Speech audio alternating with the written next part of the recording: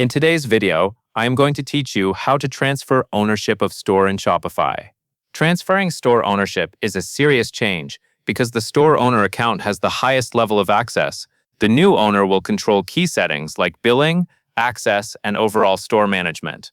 Before you begin, make sure you are logged in as the current store owner and confirm that the person who will become the new owner already has access to the store with the right permissions. This helps the transfer go smoothly. To start, go to your Shopify admin and open Settings. In the Settings area, click General. This is where Shopify keeps many of the store-wide details, including the current ownership information. Once you are on the General page, scroll down until you find the Store Owner section.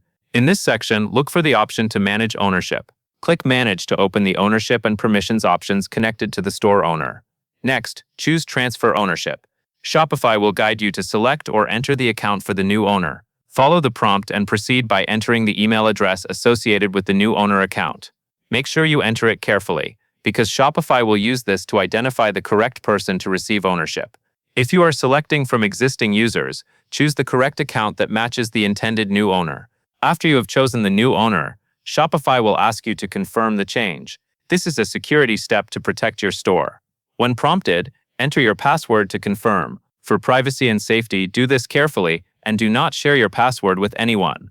Also, take a moment to double-check that the selected account is correct, because ownership transfers can be difficult to undo. Finally, click Transfer Store Ownership to complete the process.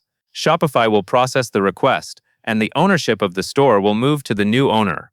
After the transfer, you may no longer have full control of billing and certain settings, so it is a good idea to communicate clearly with the new owner and keep a record of when the transfer was completed. And that is all there is to it.